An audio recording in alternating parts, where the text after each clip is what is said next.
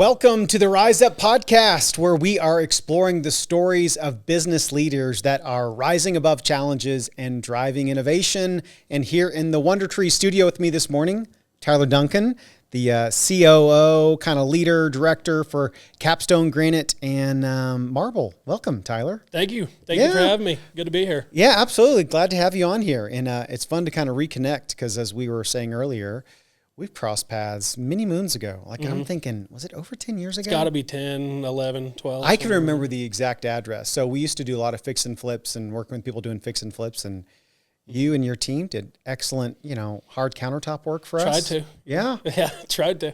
And I just remember one of the houses, I think it was like 53rd Street is in my brain. Yep, and, I remember right it. off of Memphis and 53rd and some others. I know it's fun to have attachments to specific addresses that you drive by and you're like, oh, I've done that. And you probably have all the time. Dozens and dozens and dozens of those. Couple of hundred, it seems like. Yes. A few hundred at this point. Yep. But yeah, it always brings back some good memories. Yeah, that's sure. right. Yeah. So we'll kind of go through the whole journey stuff, but when did you get thrown into the deep end of, hard countertops, granite, marble, et cetera? Well, I'm from San Angelo originally, so I was going to school part-time. Yep. I started working for my dad's manufacturing company, kind of part-time. The supervisor that I was working under, this is very blue collar. Some of these guys are, he got into some trouble. And so I was the only one that knew how to run a few machines. Yes. And this is a manufacturing company with a couple hundred people. Yep. Doing hospitals, schools, millwork. Yep. Acrylic, like solid surface, Corian type stuff. So we had a molder. We were running molding. So I kind of was the only one that knew how to run some of that. So they kind of just pushed me in there, was like, hey, you got to take this. And at the time I'm 18. Yeah. And I'm like, there's 20 guys in my department. I'm having to run 20 guys, and most of them are 40, 50, 35, whatever, all over the place. So did that for about a year and a half, decided I wanted to go back to school or finish school, moved to Lubbock, moved here, started helping my brother-in-law out with some construction. They were building rental houses for some investors, stuff like that. So I decided at the same time I would start a small countertop shop. I'm running the job sites, might as well cut and install the countertops, just kind of a side hustle. Yep. And being, 20 years old at the time, I thought, well, I'll just do this. I'll do both of these things and go to school at the same time. Yes. Like not knowing That's anything. a little bit of a full load, yeah. Yeah. Oh, I mean, you're so dumb at that age. Yep. And just inexperienced. You have no idea what you're doing. So I just thought, okay, let's do that. And quickly found out, wow, I like what I'm doing here. Yeah. I'm very interested in the whole business aspect, learning from good people too. Yeah. Whether it was my brother-in-law, old bosses that I had, prior, anything like that. So it was good learning experience, and didn't go back to school, but that's okay. I don't think I needed to necessarily to obviously do what we're doing now. But so got into that. About a year into doing both, I was working from till 1 o'clock in the morning, from 7 a.m. to 1 o'clock. And it did that for like 6 months to a year. And I thought, this is crazy. Yeah. Like, this is not what I want to do. So I went full time doing countertop shop. At that point, I'm probably 21.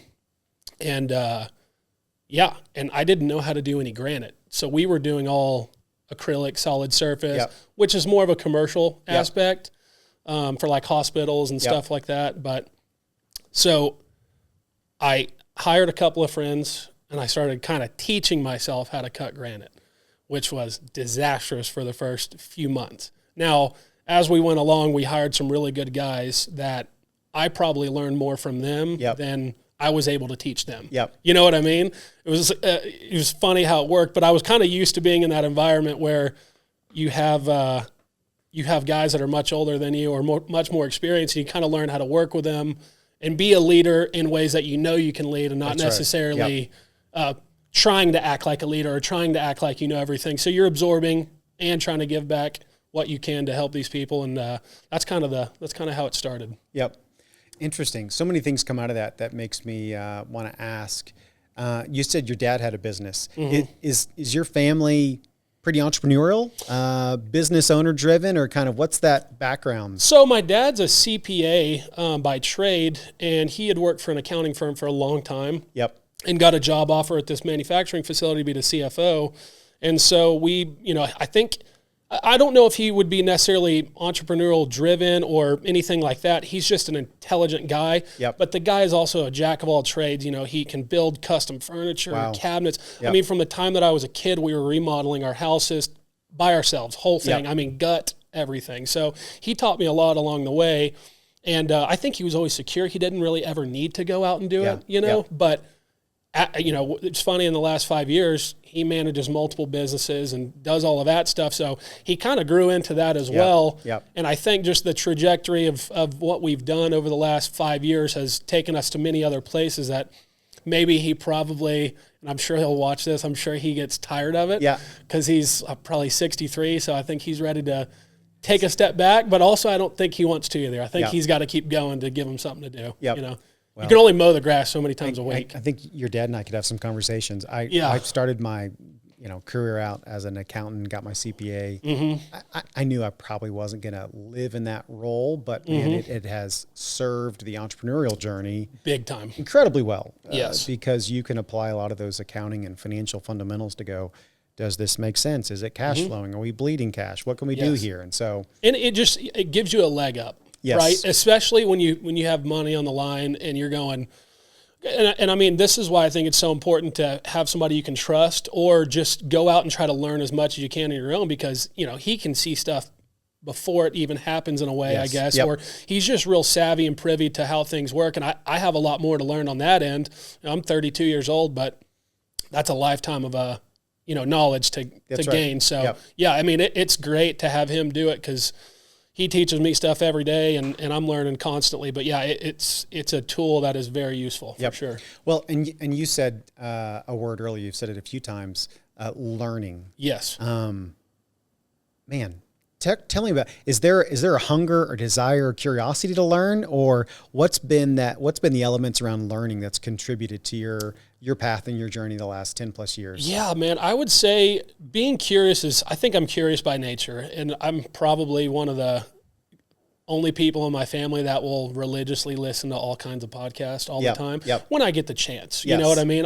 If I'm traveling, doing stuff, I'm always trying to listen to stuff, or watching videos, just talking to people, meeting new people, doing new things. I don't think I was necessarily that way until I was in my early 20s. Yep. And, in high school, I didn't know what I really wanted to do. Sure. Right. And so I kind of, looking back now, I've surprised myself of wow, I do like to learn about new stuff all the time. And it's fun because you get to, even though we're kind of more geared towards capstone, there's a whole different world of construction all the way around, where you get into tile, bathtubs, faucets, all these different things. So learning about all of it and applying that has been interesting to get into as well. So. Well, and you've kind of implied this. Learning unlocks a lot of things. Yeah. It doesn't mean you have to run after everything. Yeah. Or if you're ADD like me sometimes, you sometimes follow that learning curiosity down some rabbit trails. To a dead end. Yeah. You learned something. You picked up some people, some skills that are normally pretty, valuable for something else. But learning really unlocks a lot. Totally. Yeah. It's great for applying on what you should do, what you shouldn't do. I mean, it's been the biggest thing for me, especially, and learning is making mistakes too. Yeah, that's right. A lot of mistakes. You're going to make a ton of mistakes, but it's also going to teach you how to be prepared in the future, obviously, as well. So what's a mistake that stands out to you in your journey that you're like, that it was painful at the time, but man, I wouldn't trade the mistake lesson that I got from it. Anyone's hit your brain? Any project client situations that are like, that was not pretty? I think just biting off more than you can chew sometimes. Yeah. That was my biggest deal is thinking you're equipped to do a certain task or job, and it ends up eating your sack lunch, and you're going, I'm into this deep, and I've got to do right by the customer at the end of the day. Yeah. You know what I mean? Because that's the most important thing. And it's hard to swallow that. I had a builder's personal house, and we were probably in our third year of the countertop business, so I'm probably somewhere around 24-ish. and not doing enough quality control on my end, or even examining material. We had some material come in where the thickness is 3/8 difference from one side of the slab to the other. Oh, wow. Well, we just started cutting it. Yeah. And so we go and stick it in, and we go to seam up 2 pieces, and normally we do it in the shop and put it together and make sure everything looks good before it comes out, And we get it to the job site, and I look, and I'm sitting there going, oh my gosh, this is way thicker on the left side of the kitchen than the right. So we took it outside and tapered it all down where the seam was, because it was, big difference. So we're in there, and builder comes in, and it's his personal. By the way, these slabs are $6,000-$7,000 slabs a piece. We had 4. Yeah. So this is a huge job. And he goes, I need you to take it all out, man. I know it's not your problem, but you got to try to solve it. So after we had done all this work, this is a $40,000 job, $50,000, whatever it is at the time. And I just thought, why did we not catch that from the beginning? Yeah. Why did we not catch that before it went out? Like, there was failure at so many points. Yes. That it should have been caught. Yep. And I can't blame it on somebody else.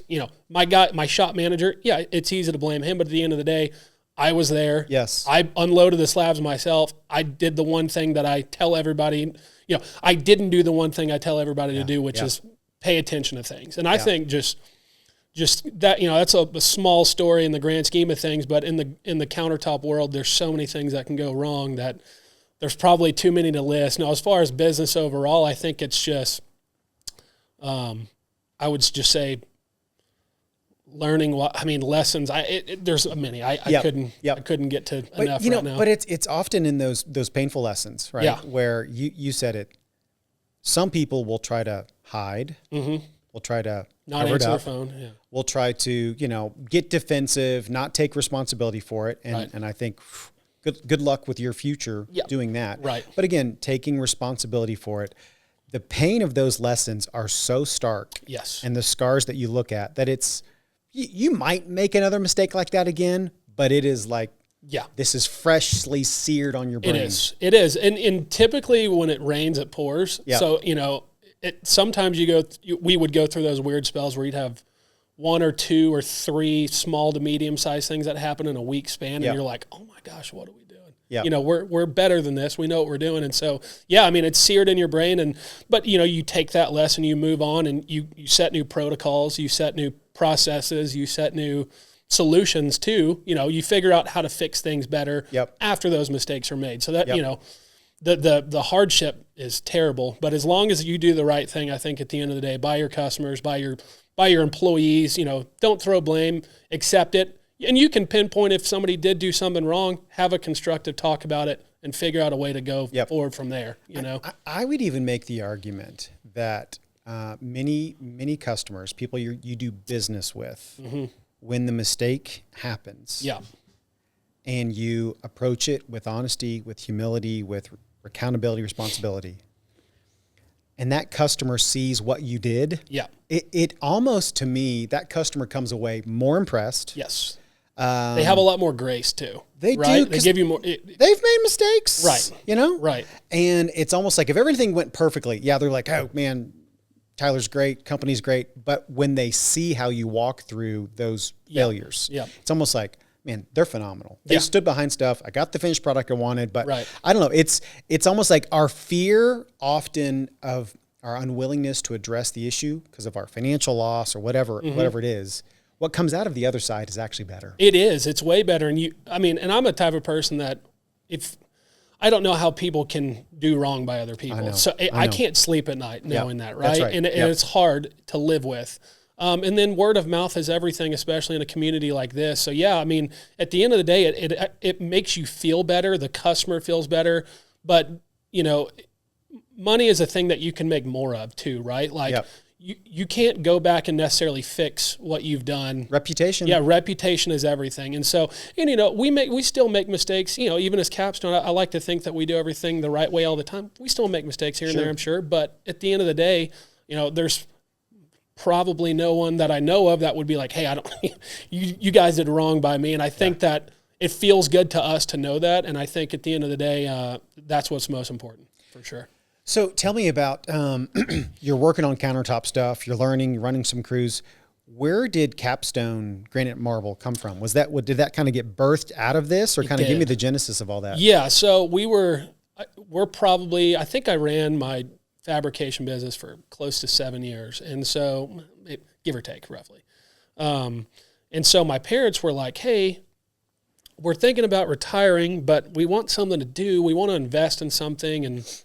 And at the time they didn't live in Lubbock. They lived in San Angelo, which is where we're from.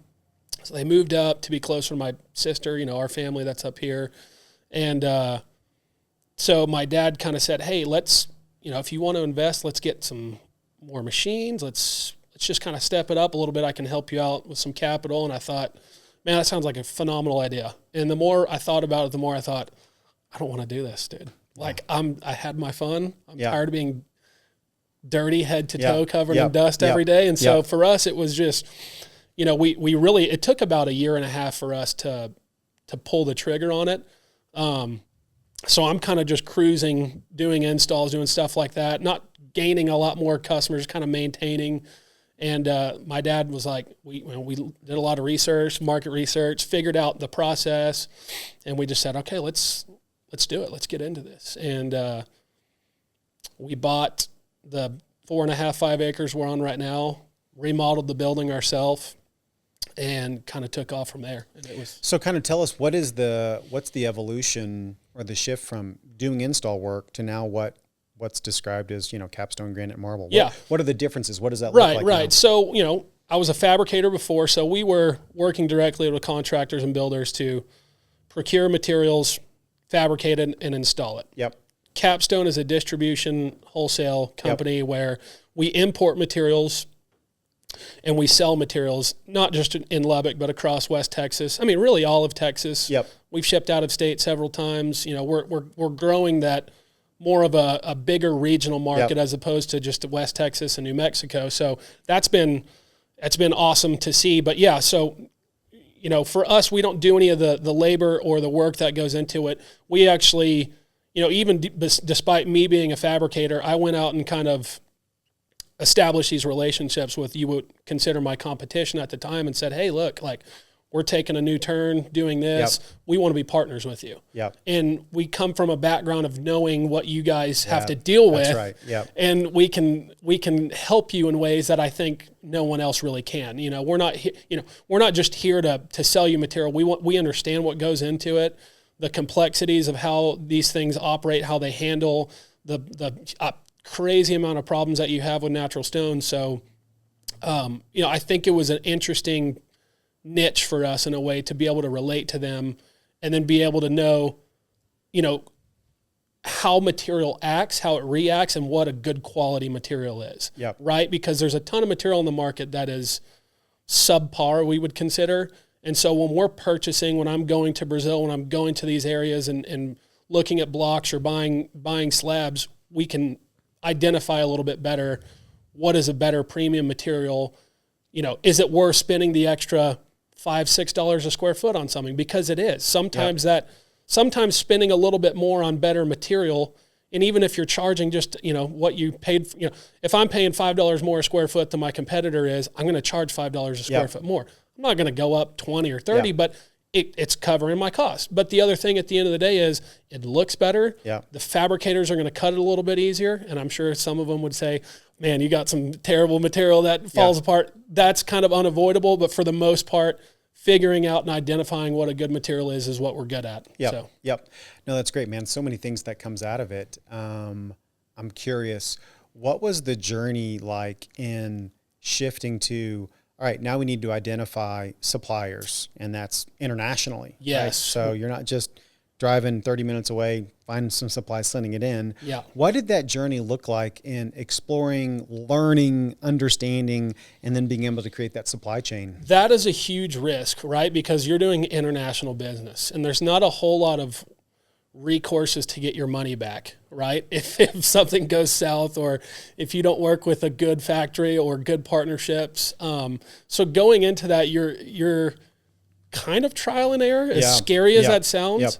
I mean, in a way you are, and then you kind of meet people along the way, along this journey, whether they're freight brokers, things like that can kind of help you identify, hey, stay away from these guys, or hey, these guys are really good. And then, more so it was smaller orders. So we started with just a inventory of probably, say small, 500-600 slabs at the time. Now we're up to, I think we're 3,500 slabs in inventory. So you kind of go with one company that is good.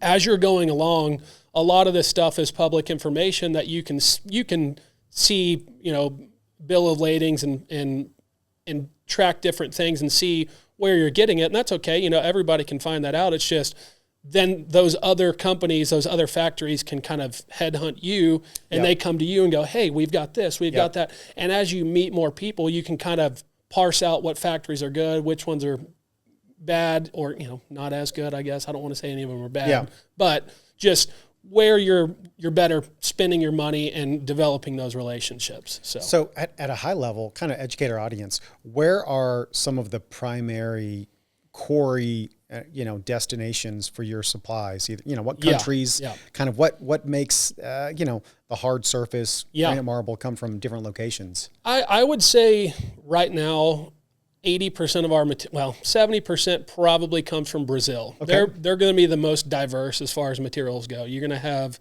marbles, dolomite, quartzite, granites, soapstones, schists, all types of different materials. So it's super diverse as far as the geography goes, and it produces the most beautiful colors where you can get pink cristallos, blue quartzites. I mean, your typical white marbles. I mean, it's just an insane amount of inventory there to choose from. So I would say Brazil, we get our quartz. So we have our own line of quartz that we get manufactured in Vietnam. Vietnam is... And that's a man-made, right? It is. Quartz is a man-made product. It's basically made with 90% quartz minerals that they take, crush up real fine. They add about, anywhere from 7 to 10% like polymers, pigments, color, things like that. They put it into a big, think of it as a griddle, right? Yeah.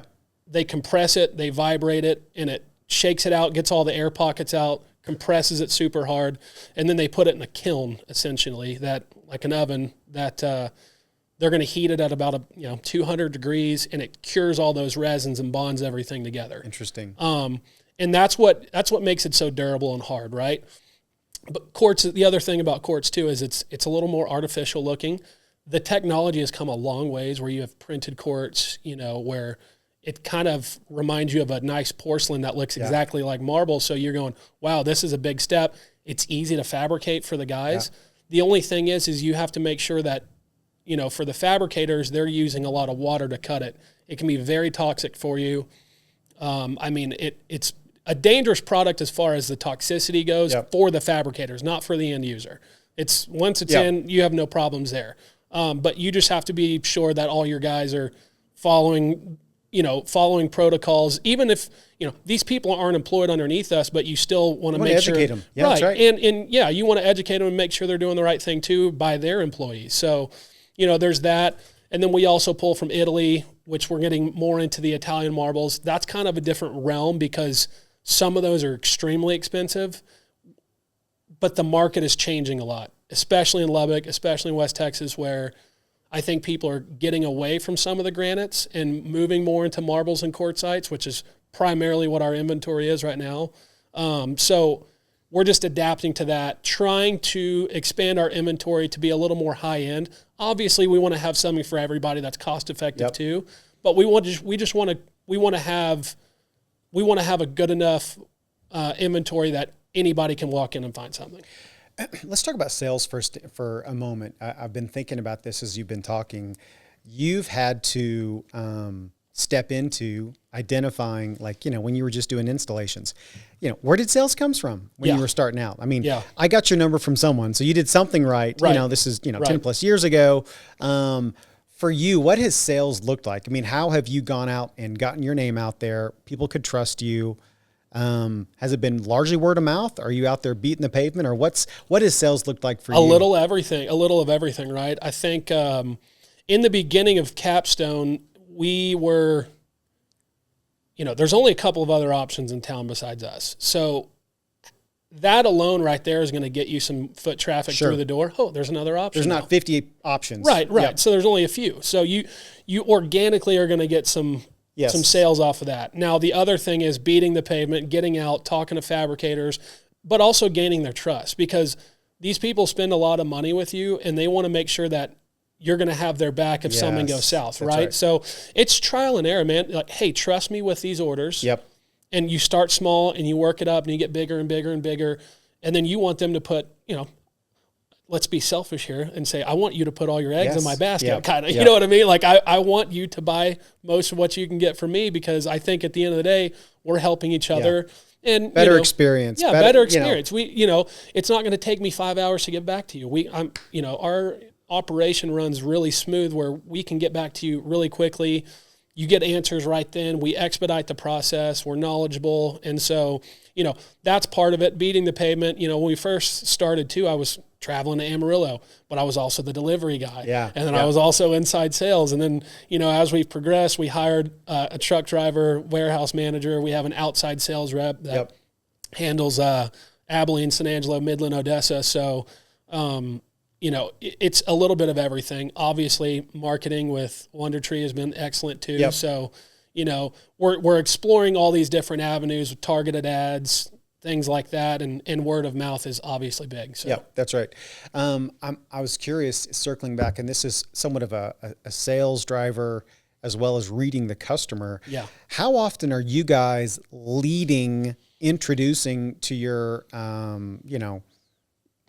your builders, your customers, your clients, hey, check out these new designs, these new pieces. And then how often are you being led by them where they're going, hey, I really want X, Y, and Z. And so you're going out and sourcing it. Yeah. What does that kind of look like? So that's where it gets fun. That's what I really enjoy, is when you're working on really big projects that are requiring 20, 30, 40, 50 slabs. I mean, there's more of those than you think.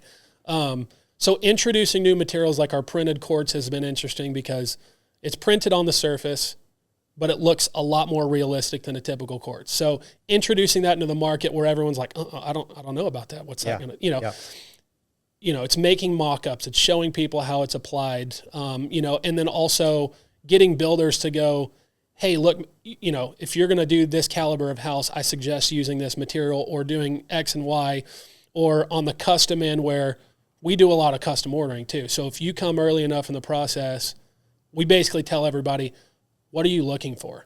Find an inspiration picture, get on Pinterest, send me 5 options. We'll go and source that material for you in Brazil or wherever, Italy. And not only that, there are so many variations of each type of material. Each block changes so much that we can actually get you the exact block or bundle that you're wanting to use. So that's been cool to get into, is more of the custom ordering, really tailoring and fine-tuning what people are wanting and delivering on that. This is a really random question, and it's a curiosity. Have you identified or played with at all any of the new kind of AI mocking, drafting, visualization tools? Yeah. Oh, yeah, definitely. I mean, in the last week, we've had 5 or 6 customers that come in, and right now I've just had my wife. She's over there. I'm like, hey, I need you to take this layout, get their rendering, take the picture out of our inventory, paste it on there, get them this color cabinet, this tile, this and that, and putting it together. And it's, just in the little trial runs that we've done, it is. And how quickly it'll do it. Yes. How quickly it'll do it. Instantaneously. Yes. And sometimes it's 15 seconds. But in the grand scheme of things, 5 minutes. Yeah. Instead of having to go and sketch something up on a a complicated software that not everybody knows how to run, anybody can use this. And, we encourage everybody to use it. But, the aim of Capstone is we're adding a design center now for that. Yep. So we're getting into having a video board in there that we have a software that's driven, an AI software that's more driven towards interior finishes, where we can import our tile, we can import our slabs, we can import sinks, anything, our faucets, whatever you want to end up buying from us, we can put all that together, and it is a super realistic picture. The textures are great. Yep. The detailing is phenomenal. So half of the fear, because fear always drives purchase decisions, 100%. what is this going to look like? Is it going to be junky, mix, not, and obviously trust goes into it. So eliminating some of the fear with as realistic or close to it is interesting in that it's accelerating purchase decisions. Yes. It's eliminating some of those fear mistakes, I think. And so again, like everything else, there's imperfections to AI tools, but it's fascinating to watch. And it's improving in real time. Yes. It's something that is improving not on a 6-month basis. It improves in real time, like day by day, minute by minute almost, so it's going to get to a point where everything is flawless. It's going to take 5 seconds to do it. And, it's an incredible tool. I think that's where the next part is going to go, is closing deals faster, but helping the customer figure out what they love. Yep. That's most important. Yep. We want to close deals faster on our end, but for them, it's to be able to show them and make them comfortable with what they're getting. Right? Yeah. Confidence in decision-making is a big part of business. It is. And if you're spending a lot of money, we want to help you as many ways as we can. And if that requires us to do extra work to do that, then that's a no-brainer. Yep. It's a no-brainer all day. Yeah. No, I love it. Well, do you see, where do you see Capstone going? You'd kind of mentioned maybe expanding your footprint into markets, but if you were to kind of dream in the next 2 to 5 years, what would you love to look up and see Capstone doing in the next 2 to 5 years? So this is hard. This is what we talk about probably way too much, but you can do a lot from where we're at in Lubbock as far as regionally speaking goes, and shipping. Would it be nice to have 2, 3, 4 locations? Absolutely. Yeah. So that's something we're looking at, is potentially in the next few years adding another location. We'll kind of see how that plays out, which one suits us more. But I would say expanding our sales area to more states, more across Texas, but more to Colorado, more to New Mexico, Arkansas, Oklahoma, just branching out a little bit more, because I think what we have to offer is good. We have good pricing, very good quality material, great service, and so it's, I think we're very marketable on the national stage, and I think we could compete really well. So, well, like everything, it's like, all right, walk it out one day at a time. Yeah, right. Some decisions are worth jumping into. Sometimes, not the right time, or if there is, it's just that's business. Yeah, so. Absolutely. And the other thing too is we're adding a polishing machine. So I'll step back 1 second, because we just added another 20,000 square feet to the building in August. Wow. Yeah. And that pretty much tripled our inventory, I would say. And now we're going to add another building that's going to have a machine in there. It's called a GMM Astro. And basically it's going to change the finish on any material that you want. So let's say you walk in and you like a polished quartzite. Let's say everybody knows Taj Mahal. You like Taj Mahal. But let's say you like that certain block, but I only have that certain block in polished, right? And the next block, you don't like the veining as much. Okay, Josh, let's go ahead and take this out back. For $7 a square foot more, I'm going to change it to whatever texture you want. If you want honed, if you want brushed, if you want a heavy leather, a light leather, we can gear it towards whatever desired finish you want, and it takes no time. We can do it in I think you can run a slab in an hour and a half. Wow.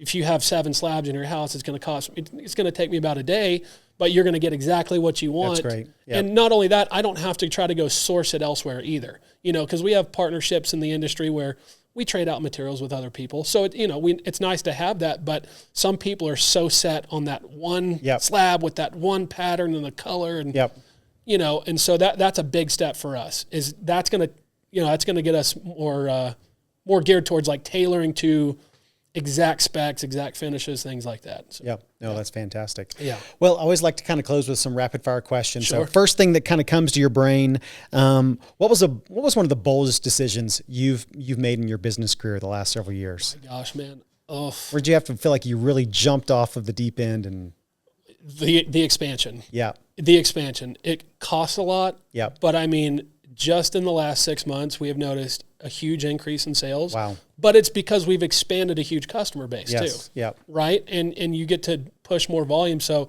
we were shaking whenever we pulled the trigger and handed that check over to our contractor for the expansion. And we were like, oh my, here we go. This is going to be fun. But that was the biggest jump I think we've done. The second one would just to be to pull the trigger in the first place on Capstone. Yeah. We knew that there was a market for it. we took that risk and we did it, and it's paid off tenfold. Yep. Well, and that kind of answers, a real breakthrough moment. Do you feel like it was taking the leap to starting, Capstone, and then kind of watching, the market respond to it? Absolutely. Yeah. And because we're such a saturated market as far as nationally goes, there's a lot of out of town companies that ship here too. So, you look at it and go, can we compete? But I think if you just stay true to your values and know what you're offering, things are going to fall in place. Doing right by customers, getting a good material, establishing good relationships. I think that really, whether you see it or not at the time, that helps your confidence level, right? And I think making that jump and doing it was, that was the breakthrough, and just pushing it through. So. That's awesome. Here's another question. What do most people misunderstand about the stone or kind of construction industry? What's some misperceptions? Man, a whole laundry list, I'm sure. There's a million. I would say that obviously it's information about materials is number one, and knowing how to take care of materials. Number two, it's that, every material, every block is going to change. So when you come in, let's pull the slabs out and take a look. If I've got 4 bundles of Taj Mahal from the front to the back, there's going to be a little bit of variance. And I think some people, if they're not paying attention enough to it, or if they're not doing their due diligence, or we're not enough to make them get show them exactly what they're getting, I think people kind of look at it and go, well, that's kind of not what I ordered. And you're like, well, it's slab number 4, not slab number 2. You know what I mean? So it's sometimes it's expectations of what people are, what I mean? And so, I think setting up people with realistic expectations and giving them the knowledge is the best thing we've done so far, is like, this is how stone works, explaining the process and then telling them what to expect out of it. That's good. Yeah. What's a leadership trait that has really impacted you and you try to, exhibit and lead in a similar way? Man, just accountability, I think. Yeah. That's probably a big one, right? Yeah. Like not pushing blame, accepting responsibility for things, even, not necessarily on things that you can't control, but if something goes wrong, whether you could control it or not, you still have to deal with it, right? So the accountability is a big factor for everyone, for your customers, for yourself, for your employees, and that, and I think, being like level-headed, clear, and concise with your employees or with customers is a big deal. That's great. Yeah. Well, man, I love this conversation. My brain just kind of keeps going in directions. I always like to kind of conclude, Tyler, with kind of the question of like, hey, if you're sitting across from your 20-something-year-old self, what's some advice, counsel you'd give yourself? This threw me. We talked about this before this started. I would say don't bite off more than you can chew. Stay consistent, though, like stay on the grind. And when you think things aren't going to get better, they typically will, as long as you're doing the right thing. I think things kind of fall into place and take care of themselves. I had one of my first sales leaders always had this phrase, this too will pass. Yes. Like you don't think it will. You think it's going to define you, fail you forever, but it'll pass. It will. Push through, there'll be some pain associated with it, but you will learn and you'll get through it. 100%. And you'll be better off at the end. That's awesome. Absolutely. Well, man, this was great. If people want to reach out to you, connect with you, Capstone, what are some of the best ways to do that? Yeah, we're on Instagram and Facebook. It's Capstone Granite Marble. You can look up our website. It's capstone806.com. There's a live inventory on there. It's cool. You can book match your slabs. Nice. And, for designers, builders, whatever, homeowners, you can book match them and see how your mirrored image is going to look. So, capstone806.com. Find us on Instagram, Facebook. Awesome. Yeah. Well, Tyler, thanks for coming into the Wonder Tree Studio, joining us. Thanks for joining us on another Rise Up podcast. And you can connect us at our socials at Get Rise Energy, website getriseenergy.com. And until then, make it a great one.